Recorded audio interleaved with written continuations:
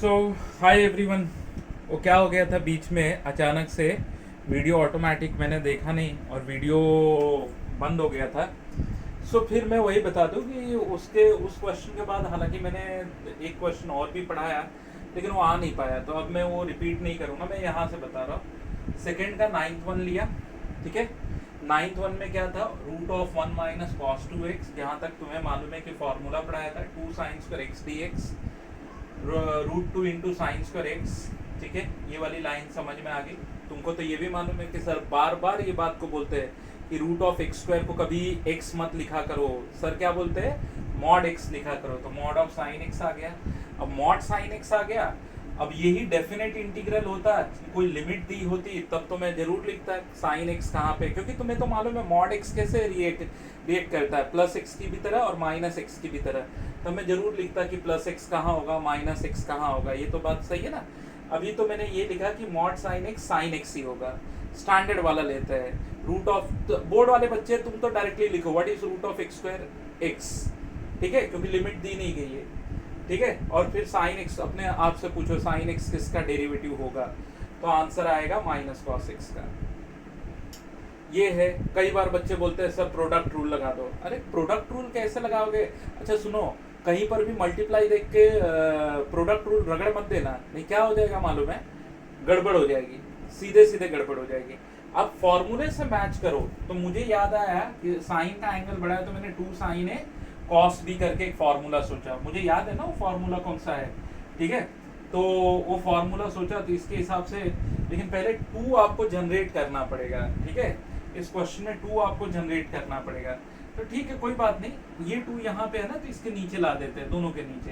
तो फिर हम क्या करेंगे, sine a plus b, 4x plus 3x, तो कितना हो गया 7x। मैंने बोला ना ये टू ला देंगे, तो ये 1/2 लिख दिया मैंने, ठीक है।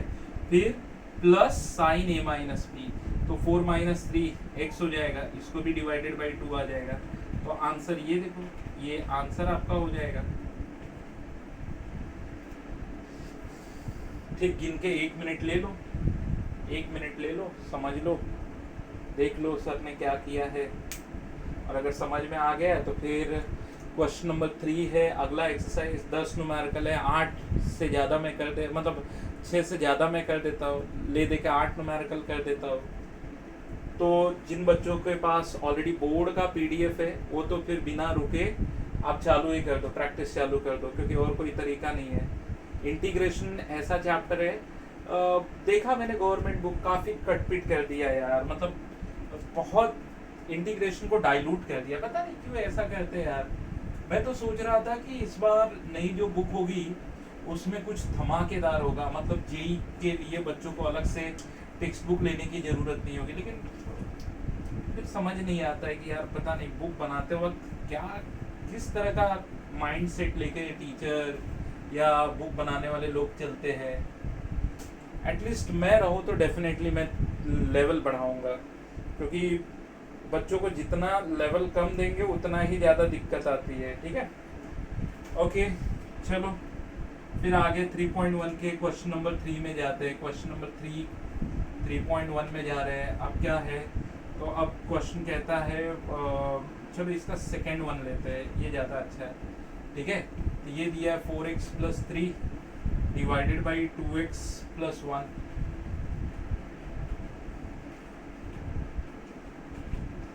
ठीक है।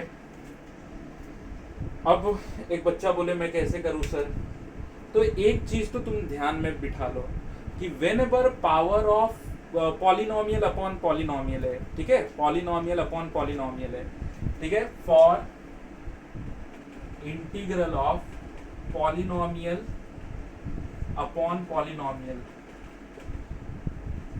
मतलब px upon qx, if power of x in numerator is greater than or equal to power of x in denominator,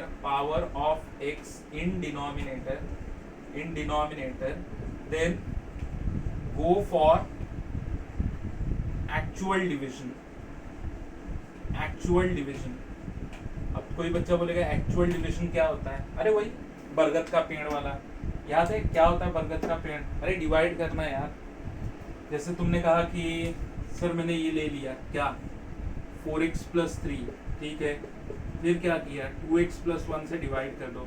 देखो ये जब इक्वल, अभी जैसे स्क्वायर होता क्यूब होता तब भी यही करते हैं, लेकिन जैसे ये स्क्वायर होता और ये पावर 1 होता तब डिवीजन थोड़ी होता, ठीक है।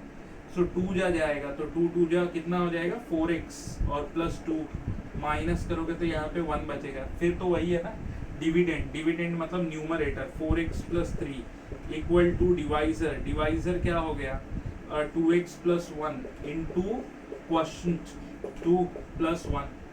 अब ये चीज जब तुम यहाँ पर सबमिट करोगे इसकी जगह पे, ये हो जाएगा 2 × 2x + 1 + 1 divided by denominator 2x + 1 dx, 2x + 1 dx। जब इसको अलग अलग करोगे 2x + 1 upon 2x + 1 dx plus dx upon 2x + 1, तो फिर क्या हो जाएगा, ये कटेगा और ये आंसर आएगा I = 2x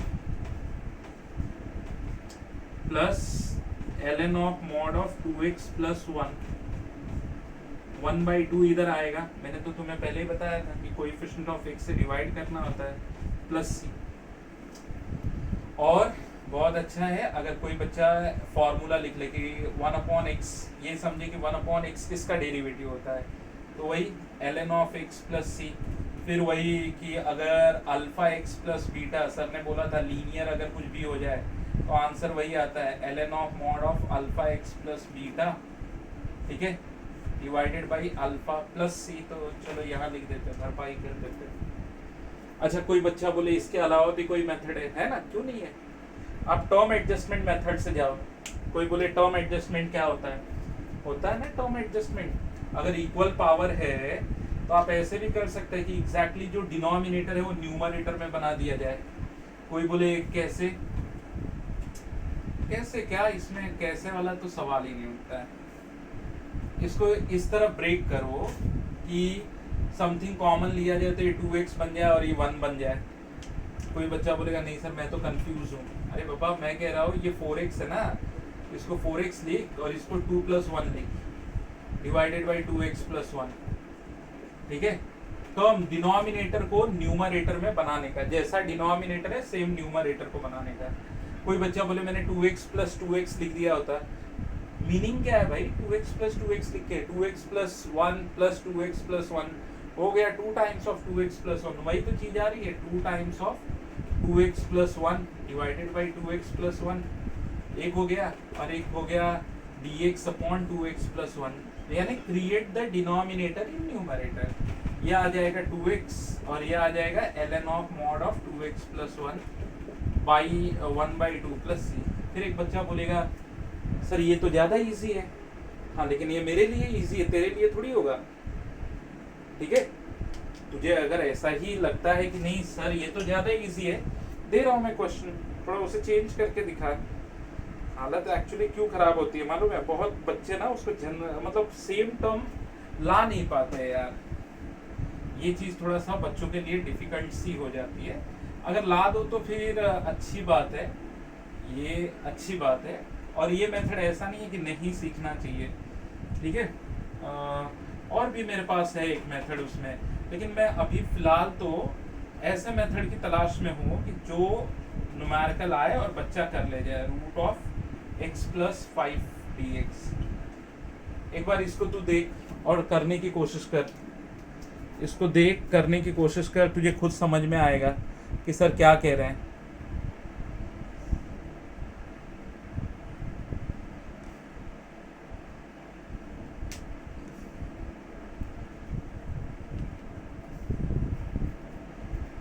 कुछ समझा?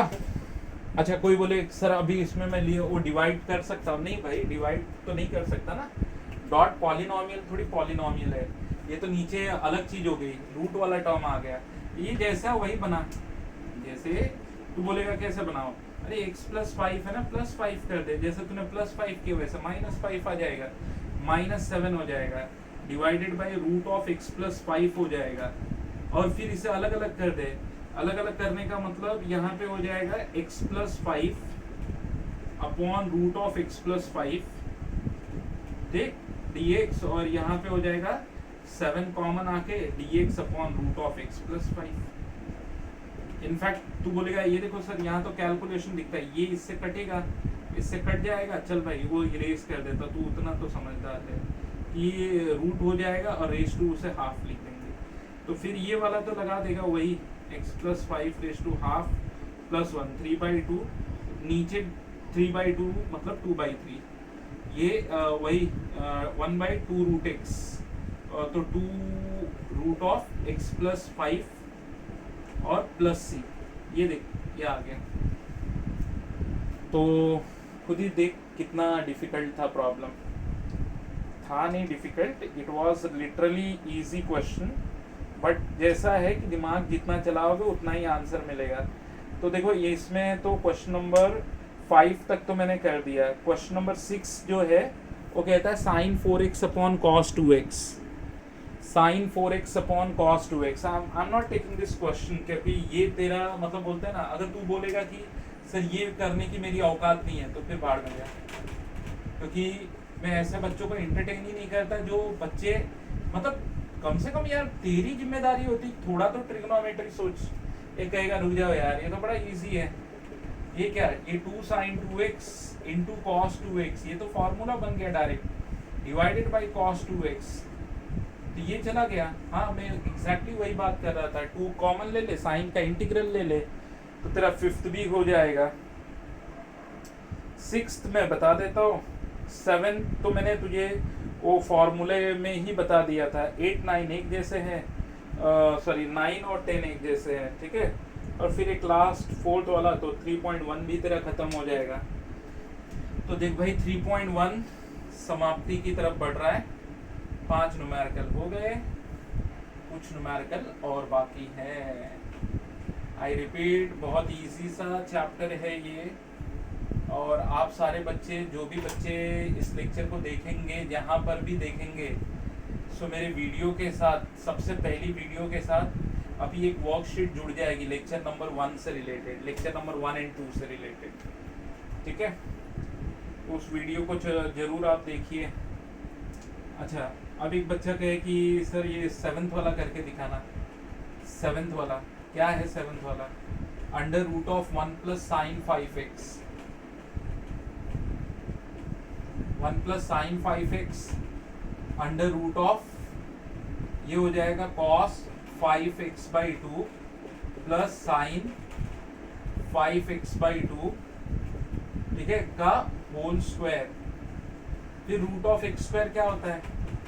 अच्छा कोई डेफिनेट तो है नहीं कि दिमाग लगाओ कि मॉड आएगा, फिर मॉड का साइन क्या होगा, ऐसा कोई दिमाग में नहीं लगाने वाला।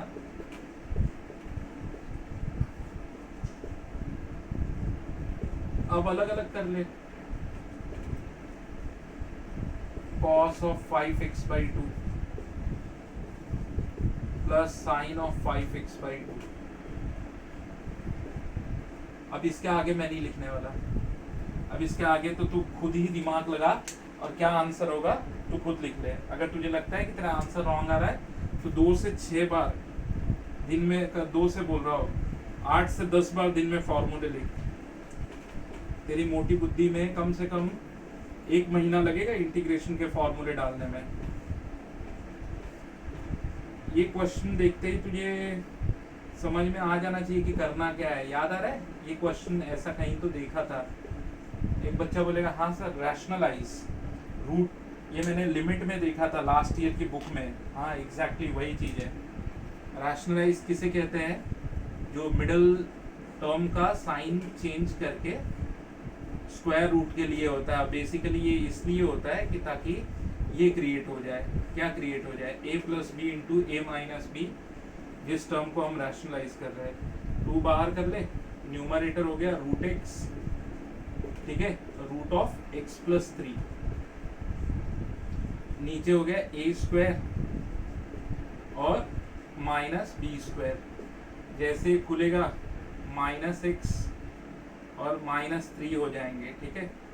एक्स एक्स जाएगा, माइनस 2/3 बाहर आएगा, रूट एक्स मतलब एक्स रेस टू हाफ, और यहाँ पे x plus 3 raise to half d x.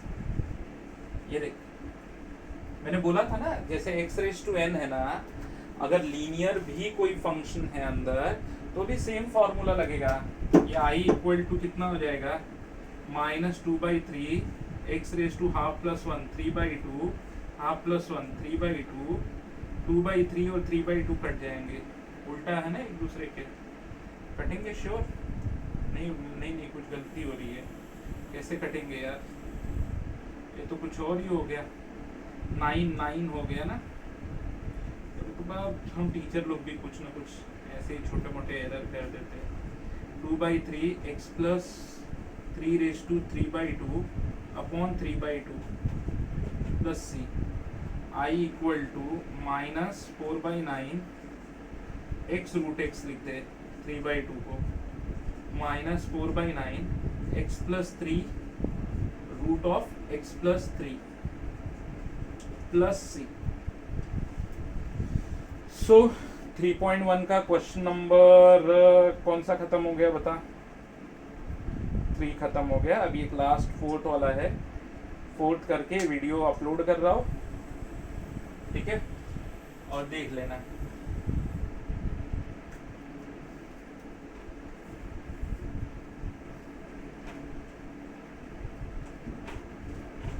Fourth तो डेफिनेशन वाला है यार।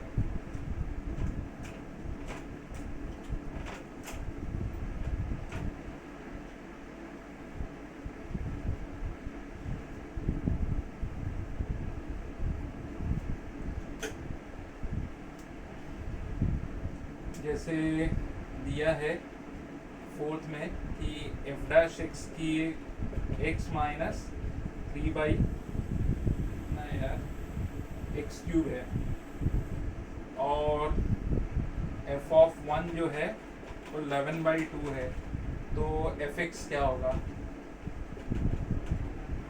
तो एफ एक्स क्या होगा, एफ डैश एक्स का, ये तो तुझे भी मालूम है, ये तो मैं कई बार बता चुका हूँ, एफ डैश एक्स का इंटीग्रल एफ एक्स प्लस सी होता है, अगर तुझे मालूम होगा तो वही चीज है।